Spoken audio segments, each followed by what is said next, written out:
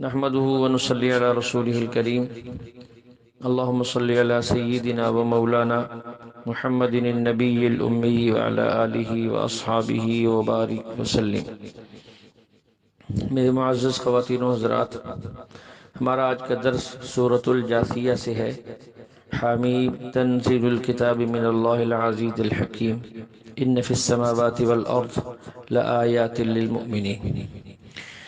یہ سورۃ جاثیہ بھی انہی 7 سورتوں میں جو حوامیم یا آل حامیم کہلاتی ہیں انہی میں سے ہیں جن کے بارے میں فرمایا گیا کہ یہ قرآن کی زینت ہے۔ اس سورت کے شروع میں اللہ تعالیٰ نے توحید کے دلائل بیان فرمائے اور طرز جو ہے ایک الگ اختیار کی ہے۔ پہلے تو یہ فرمایا کہ یہ کتاب اللہ کی جانب سے ہے جو غالب حکمت والا ہے۔ آسمان اور زمین میں ایمان والوں کے لیے دلائل ہیں۔ مثلا اللہ فرماتے ہیں وفی خلقکم وما یبث من دابۃ آیات لقوم یوقنون، اور تمہیں پیدا کرنے میں اور جانوروں کے پیدا کرنے میں دلائل ہیں لیکن ان لوگوں کے لیے جو یقین رکھتے ہیں۔ پھر اللہ فرماتے ہیں واختلاف اللیل والنہار وما انزل اللہ من السماء من رزق فاحیا به الارض بعد موتها وتصریف الریاح آیات لقوم یعقلون۔ دن اور رات کے آنے جانے میں اور جو رزق خدا نے تمہیں آسمان سے تمہارے لیے آسمان سے اتارا ہے اور اس کے ذریعے زمین کو مردہ ہونے کے بعد جو زندہ کیا ہے اور ہواؤں کو چلایا ہے، اس کے اندر بھی دلائل ہیں خدا کے وجود کے اور خدا کے ایک ہونے کے، لیکن ان لوگوں کے لیے جو عقل رکھتے ہیں۔ تو یہاں اسی طرح ان آیات میں 3 لفظ اللہ نے استعمال کیے ہیں۔ ایک آیت میں ہے لآیات للمؤمنین، علامتیں ہیں ایمان والوں کے لیے۔ دوسرا ہے آیات لقوم یوقنون، یہاں اس کے اندر نصیحتیں ہیں اور اس کے اندر جو ہے علامات ہیں ایسی قوم کے لیے جو یقین رکھتی ہے۔ اور ایک ہے آیات لقوم یعقلون، کہ ان لوگوں کے لیے جو عقل رکھتے ہیں۔ 3 طبقوں کا ذکر کیا ہے۔ پہلا طبقہ وہ لوگ ہیں جو ایمان لا چکے ہیں۔ اللہ تعالیٰ فرماتے ہیں ان میں سب سے زیادہ دلائل تو ان کے لیے ہیں جو ایمان لا چکے ہیں، یعنی صحیح فائدہ ان کو ہوگا۔ دوسرا طبقہ وہ ہے جو ایمان نہیں لایا لیکن اس کو یقین ہے کہ یہ دلائل توحید ہیں، اس کو بھی نفع ہوگا کہ وہ آئندہ آگے چل کر ایمان لے آئیں گے۔ تیسرا طبقہ وہ ہے جو ایمان نہیں لایا، ابھی ایمان نہیں لایا اور دلائل توحید ہیں اس پر یقین بھی نہیں رکھتا، لیکن ان کے پاس عقل سلیم ہے، صحیح عقل، صحیح سوجھ بوجھ موجود ہے، یعنی ان کی قوت فیصلہ درست ہے۔ فرمایا کہ ایک وقت ایسا آئے گا کہ وہ ان باتوں پہ یقین بھی کر لیں گے اور ایمان بھی لے آئیں گے۔ اور وہ بندہ جو ایمان بھی نہیں لایا اور یقین بھی نہیں ہے اسے اور اس کے پاس عقل سلیم بھی نہیں ہے، تینوں چیزوں میں سے کچھ نہیں، فرمایا یہ شخص گمراہ ہے۔ فرمایا فبشرہ بعذاب علیم، ایسے لوگوں کو پھر دردناک عذاب کی خوشخبری سنا دو کہ ان کو دردناک عذاب ہوگا۔ اللہ ہم سب کی حفاظت فرمائے۔ اسی سورت کی ایک آیت قل للذین آمنوا یغفروا للذین لا یرجون ایام اللہ لیجزی قوما بما کانوا یکسبون۔ فرمایا ان ایمان والوں سے کہہ دو کہ ان لوگوں سے درگزر کریں، معاف کریں جو ایام اللہ کی امید نہیں رکھتے، یعنی قیامت کے دن کو نہیں مانتے۔ عجیب بات ہے، ایام اللہ، ایام کا معنی ہمیشہ دن نہیں ہوتا بلکہ محاورات ہوتے ہیں، اور محاورات میں ایام معاملات کے معنوں میں بھی استعمال ہوتا ہے، اور یہاں اس سے مراد معاملات ہی ہیں جو قیامت کے دن پیش آنے ہیں۔ اللہ اپنے بندوں سے فرمائیں گے مومنین کے ساتھ یہ معاملہ ہوگا، کافروں کے ساتھ یہ معاملہ ہوگا، مومنین کے ساتھ رحمت کا معاملہ ہوگا، کافروں کے ساتھ عذاب کا معاملہ ہوگا، تو یہاں وہ مراد ہے۔ تو یہاں یہ بات بھی کہی جا سکتی کہ ایمان والے ان لوگوں سے درگزر کریں جو ایمان نہیں لائے۔ اس طرز کی بجائے اگر یہ طرز اختیار کیا جاتا ہے کہ ایمان والے ان لوگوں سے درگزر کریں جو آخرت کی امید نہیں رکھتے، جو قیامت کے دن کو نہیں مانتے، اس کی وجہ یہ ہے کہ اگر کوئی شخص امید نہ رکھتا ہو اور اچانک اس پر تکلیف آ جائے تو وہ بہت سخت تکلیف ہوتی ہے، اور اگر کسی تکلیف کے لیے بندہ پہلے سے ذہنی طور پہ تیار ہو پھر وہ آ جائے تو وہ اسے اتنی سخت نہیں لگتی۔ تو یہاں یہ بتانا مقصود ہے کہ ان لوگوں کے لیے عذاب بہت سخت ہوگا جس کی ان کو توقع ہی نہیں تھی، امید ہی نہیں تھی، وہ تو مانتے ہی نہیں تھے کہ قیامت آئے گی، مرنے کے بعد زندہ ہونا ہے، جہنم ہے، تو اس کو مانتے ہی نہیں تھے۔ جب اچانک ان کی پکڑ ہوگی تو بہت پریشان ہوں گے اور بہت سخت ان پر مصیبت آئے گی۔ اس لیے فرمایا کہ ایمان والوں کو چاہیے کہ ان سے درگزر کریں، اس لیے کہ آخرت کے اندر ان کے ساتھ بہت سخت معاملہ ہونے والا ہے۔ اس کا ایک شان نزول یہ بھی ہے کہ حضرت عمر رضی اللہ عنہ کو مکہ میں کسی نے بہت سخت بات کی، حضرت عمر رضی اللہ عنہ کا جی چاہا کہ میں اس سے انتقام لوں، تو اس پر یہ آیت نازل ہوئی کہ تم انتقام نہ لو بلکہ معاف کرو، معاف کر دو۔ آپ علیہ السلام نے حضرت عمر کو بلا کر فرمایا دیکھو یہ آیت نازل ہو گئی ہے۔ تو بعض لوگ اس واقعے کو اس شان نزول مانتے ہیں، بعض کہتے ہیں کہ یہ آیت مدینہ منورہ میں نازل ہوئی۔ غزوہ بنی مستلق میں آپ علیہ السلام اور صحابہ کرام نے ایک کنویں کے قریب پڑاؤ ڈالا، اور عبداللہ بن ابی بن سلول جو منافقین کا سردار تھا وہ بھی لشکر میں تھا، اس نے اپنے غلاموں کو بھیجا کہ کنویں سے پانی لے کر آئیں۔ جب وہ دیر سے پانی لے کر آئے تو اس نے پوچھا بھی اتنی دیر؟ تو اس نے کہا کہ وہاں تو عمر کا غلام موجود تھا، اس نے کسی کو بھی پانی بھرنے نہیں دیا جب تک کہ اللہ کے نبی علیہ السلام اور حضرت ابوبکر کے مشکیزیں نہیں بھر گئے، اس لیے ہمیں دیر ہو گئی۔ اس پر عبداللہ بن ابی سلول بدبخت نے بہت سخت جملے کہے حضرت عمر کے بارے میں، جو میں دہرانا نہیں چاہتا اور نہ ہی ایمان اس کی اجازت دیتا ہے۔ وہ چونکہ منافق تھا، اس نے اس قسم کے غلیظ الفاظ کہے۔ تو اس پر حضرت عمر جب یہ خبر ملی تو فرمانے لگے میں اس کی گردن اڑا دوں گا۔ تو جبریل امین تشریف لائے آپ علیہ السلام کے پاس، اور یہ آیت پھر سنائی قل للذین آمنوا یغفروا للذین لا یرجون، کہ ایمان والوں سے کہو ان کو معاف کر دیں کیونکہ ان پر آخرت میں سخت عذاب آنے والا ہے۔ تو اب بعض کہتے ہیں یہ آیت 2 مرتبہ نازل ہوئی، ایک دفعہ مکہ میں ایک دفعہ مدینہ میں۔ تو یہ 2 دفعہ نازل ہونے کا کیا مطلب؟ وہی تو ایک ہی دفعہ آتی ہے، 2 دفعہ تو نہیں آتی۔ تو ماہرین فن جو ہے جو بات لکھتے ہیں اسے سمجھیں، اسے کہتے ہیں مفسرین کی زبان میں نزول مکرر۔ آیت مکہ میں بھی نازل ہوئی اور مدینہ میں بھی نازل ہوئی۔ سوال یہ ہے کہ آیت تو ایک ہے، ایک بار نازل ہوئی 2 بار کیسے ہوگی؟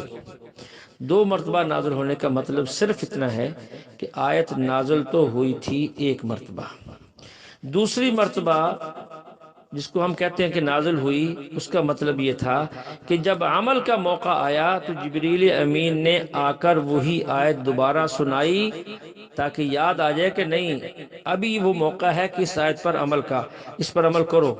بس اسی یاد دہانی کے لیے جو دوبارہ آیت جبریل امین نے سنائی، اسی کو مفسرین نزول مکرر کہہ دیتے ہیں کہ یہ آیت 2 دفعہ نازل ہوئی، مگر نہ آیت تو ایک ہی دفعہ نازل ہوئی۔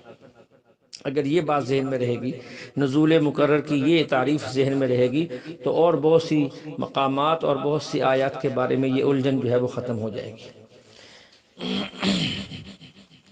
اسی کی ایک آیت ثم جعلناك على شریعة من الامر فاتبعها ولا تتبع اهواء الذين لا يعلمون، یہاں آپ علیہ السلام کو یہ بات بتائی اور سمجھائی گئی کہ بنی اسرائیل تھے پہلے، ہم نے ان کو کتاب بھی دی، احکام کا علم بھی دیا، نبی بھی بھیجے، انہیں نفیس قسم کے رزق بھی دیے اور خاص خاص رزق من و سلوہ بھی دیے، اور بہت کچھ یعنی ہم نے ان آسمان سے دسترخوان بھی ان کے لیے اتارے گئے، اور بعض معاملات میں ہم نے ان کو جہان والوں پر اس زمانے میں فضیلت بھی دی، پھر دلائل بھی دیے، لیکن اس سب کے باوجود انہوں نے پھر اختلاف کیا۔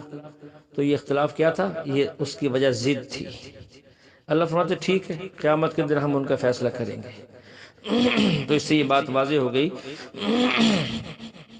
کہ احکام جو ہیں وہ ہمارے اور ان کے مختلف ہیں۔ پہلے انبیاء علیہ السلام کے احکام کچھ اور تھے، اس امت کے احکام کچھ اور ہیں۔ ہاں کچھ احکام ایسے بھی ہیں جو پہلے بھی تھے اور بعد میں بھی انہیں باقی رکھا گیا، تو یہ کوئی اختلاف کی بات نہیں ہے۔ شریعت کیا ہے؟ شریعت 2 چیزوں کا نام، مجموعے کا نام ہے۔ نمبر 1 عقائد، نمبر 2 مسائل۔ شریعت میں یہ دونوں چیزیں ہوتی ہیں، عقائد اور مسائل۔ عقائد تو سب انبیاء علیہ السلام کے ایک ہی ہے، ہمارے نبی کے بھی، آدم علیہ السلام سے لے کر آپ علیہ السلام، تمام انبیاء کے عقائد ایک ہے، عقائد میں کوئی اختلاف نہیں ہے۔ ایسا نہیں ہوتا کہ آج عقیدہ کچھ ہے کل کو اور ہو جائے پرسوں کو، نہیں ایسا نہیں ہوتا۔ ہاں احکام میں تبدیلی ہے، احکام موقع بموقع تبدیل ہوتے رہتے ہیں۔ تو نسخ جو ہے عقائد میں نہیں ہوتا کہ بلکہ مسائل میں ہوتا ہے، ایک مسئلہ آیا پھر اس کی ضرورت ختم ہوگی، اس کی جگہ اور لے آئے، یا اس سے بہتر کو مسئلہ اللہ نے اتار دیا، اس لیے عقائد میں تبدیلی نہیں ہوتی۔ عقائد انبیاء علیہ السلام کے متفق ہیں، مسائل اور احکام یہ ہر زمانے میں مختلف رہے۔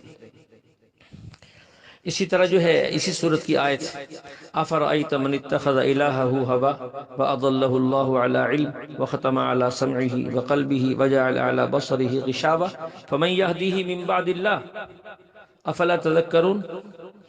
اللہ فرماتے کہ آپ نے اس شخص کو دیکھا جس نے اپنی خواہش کو خدا بنا لیا ہے اور خدا نے اس کو گمراہ کیا ہے۔ اللہ کے علم میں ہے کہ اس شخص نے اپنی خواہشات کو خدا بنا لیا تھا۔ اب یہاں اس کو دیکھو، اور پہلے کا جملہ وَأَضَلَّهُ اللَّهُ عَلَى عِلْمٍ أَفَرَأَيْتَ مَنِ اتَّخَذَ إِلَٰهَهُ هَوَاهُ، یہ پہلے ہے۔ وَأَضَلَّهُ اللَّهُ عَلَى عِلْمٍ، اللہ نے اس کو گمراہ کر دیا، یہ بعد میں ہے۔ یعنی اللہ تعالیٰ بندے کے لیے گمراہی کا فیصلہ اس وقت کرتے ہیں جب بندہ گمراہی کا راستہ پسند کرتا ہے۔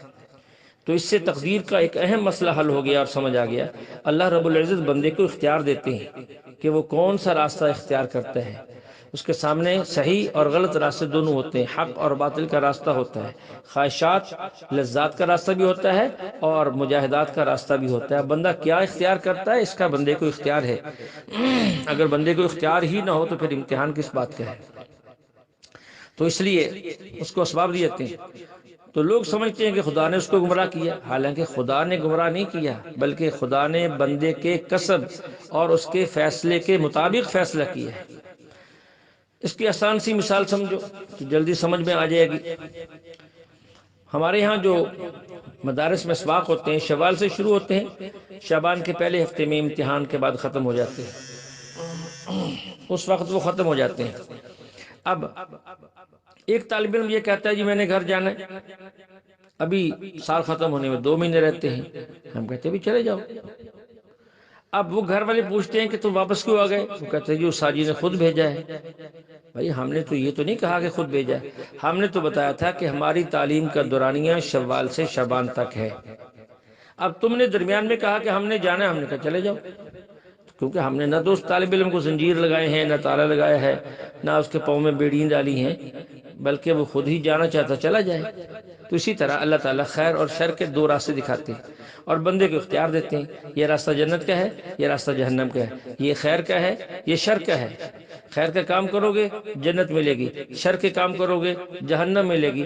اب بندہ اپنی مرضی سے پسند کرتا ہے شر کا راستہ، تو اللہ اس کو شر کے راستے کی طاقت دے دیتے ہیں۔ اس لیے کہتے ہیں کہ اللہ نہ چاہیں تو بندہ شر کے راستے نہیں جا سکتا۔